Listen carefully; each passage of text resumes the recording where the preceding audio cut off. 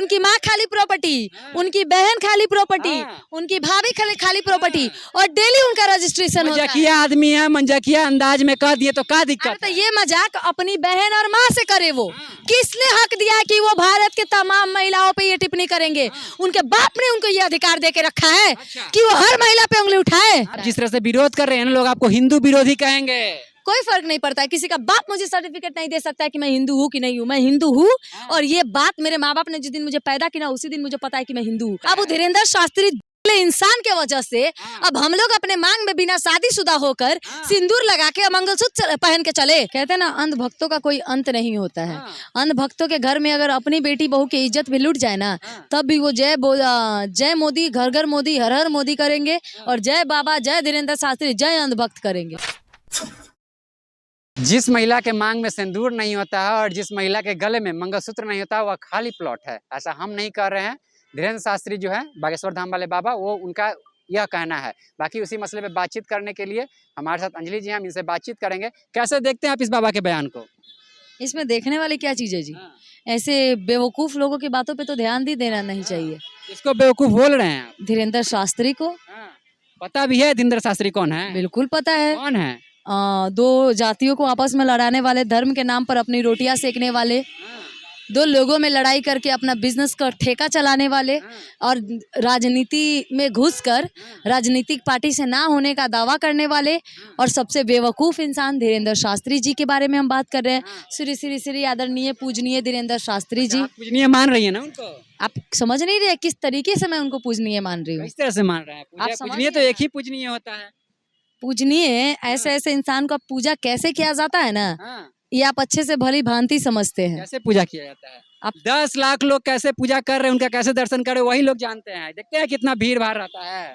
आ जाए ना बिहार, अब आ जाए, हम लोग बिल्कुल जाने का काम। फिर आएंगे। हम तो चाहते हैं नौबतपुर में आके 10 लाख को दर्शन दे दिए सर। अब स्वागत है, क्योंकि उनकी माँ खाली प्रॉपर्टी, उनकी बहन खाली प्रॉपर्टी, उनकी भाभी खाली प्रॉपर्टी, और डेली उनका रजिस्ट्रेशन होता है। मजाकिया आदमी है, मजाकिया अंदाज में कह दिए तो क्या दिक्कत? तो ये मजाक अपनी बहन और माँ से करे वो, किसने हक दिया है कि वो भारत के तमाम महिलाओं पे ये टिप्पणी करेंगे? उनके बाप ने उनको ये अधिकार दे के रखा है कि वो हर महिला पे उंगली उठाए।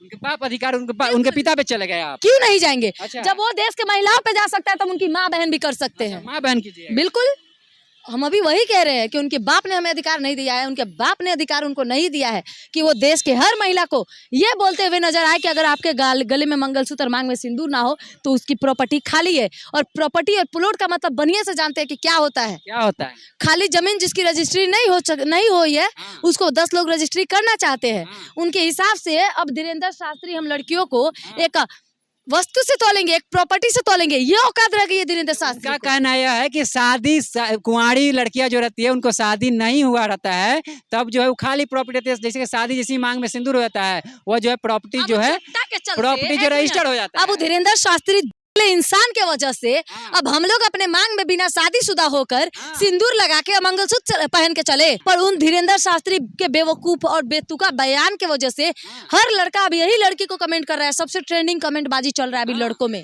खाली प्लॉट वाली। अच्छा, मतलब हर लड़की को अब खाली प्लॉट के नजरिए से देखा जा रहा है कि लड़की खाली देखा जा रहा है। हर लड़की को अब देखा जा रहा है, अब शादीशुदा महिलाओं को नहीं देखा जा रहा है। अब नॉर्मल भी लड़कियों को, कुंवारी भी लड़कियों को, 12-13 साल के बच्चियों पे भी ये बयान और ये चीज लागू हो रही है, और उन लोगों को भी ये कमेंट किया जा रहा है। यकीन मानिए, अगर नहीं पता है ना, आप जाके देख लीजिएगा पटना यूनिवर्सिटी में कल, या पटना गर्ल्स कॉलेज में, पटना वुमेन्स कॉलेज में, हर लड़की बोलेगी कि हाँ मुझे ऐसा कमेंट आ चुका है। क्यों? एक धीरेन्द्र शास्त्री के बेतुका बयान के वजह से। आपके साथ साथ हजारों लड़कियां इस बयान को जो है विरोध कर रही है। बिल्कुल बिल्कुल, और जो नहीं कर रहे हैं उनको करना चाहिए आगे आकर। आप इतना विरोध कर रही हैं, वहाँ पे हजारों लाखों की संख्या में महिलाएं थी, वो लोग तो विरोध नहीं किए वहाँ पे उस टाइम, जिस टाइम बयान दिए। वो कहते हैं ना, अंध भक्तों का कोई अंत नहीं होता है। अंध भक्तों के घर में अगर अपनी बेटी बहू की इज्जत भी लुट जाए ना, तब भी वो जय मोदी, घर घर मोदी, हर हर मोदी करेंगे, और जय बाबा, जय धीरेन्द्र शास्त्री, जय अंध भक्त करेंगे। अंध भक्तों के लिए एक चीज जानते हैं, उनके लिए बस एक चरम पूजा होती है कि हम किसी का पूजा करेंगे, पर ये शायद भूल जाते हैं कि हम अंधभक्ति के चक्कर में राम रहीम जैसे लोगों को संरक्षण देते हैं। कौन अंधभक्ति की बात कर रहा है? सनातन धर्म के मानने वाले लोगों को अपन अंधभक्त कहेंगे ना? कौन बोला है कि हमें अपने धर्म के प्रचार के लिए अदर धर्मों का अनादर करना चाहिए? कहाँ अनादर कर रहे, बोलते हैं हम सबका किया सम्मान गया कर रहे है, हैं। नहीं करता है लोग। कौन बोल दिया आपको? कैसे? हजारों मुस्लिम, ये धीरेन्द्र शास्त्री का खाली प्लॉट वाला बयान यकीन मानिए कहीं ना कहीं सारे मुसलमानों की तरफ इशारा करते हुए नजर आया। अच्छा, आप मुसलमानों पे मोड़ दिए, कैसे मुसलमानों पे भाई? कैसे नहीं मोड़ दिया? क्योंकि मुसलमान ही लोग ऐसे होते हैं जिसका निगाह हो भी जाए तब भी कभी सिंदूर बिंदी नहीं लगाती हैं, कभी मंगलसूत्र नहीं पहनती है, कभी पायल और बिछिया नहीं पहनती है। वो सिर्फ मुसलमान लोग होते हैं और ये टारगेट तो किए हैं मुसलमानों को ही, पर हिंदुओं का नाम दे दिए हैं और कुछ नहीं। अच्छा, मतलब मुसलमानों को टारगेट कर रहे हैं, दोनों दो धर्मों को आपस में लड़ा रहे हैं। बिल्कुल वो लड़ा रहे हैं, आप देख नहीं रहे महाराज। उनके अंधभक्त लोग ये जो जंक्शन पर यहाँ वहाँ जाके जो मारपीट कर रहे हैं ये सिर्फ उनके लिए कर रहे हैं। तो समझ रहे हैं ना कि दो जातियों को और दो धर्म के लोगों को आपस में लड़ाने का काम ये धीरेन्द्र शास्त्री करते हैं। डर उर नहीं लग रहा है लोग से? आप जो है कुत्तों से क्यों डरना जी? जो सही भक्त होगा ना और जो सही धर्म का पुजारी होगा ना, कभी भी वो अपने सामने वाले इंसान का बुराई नहीं करेगा।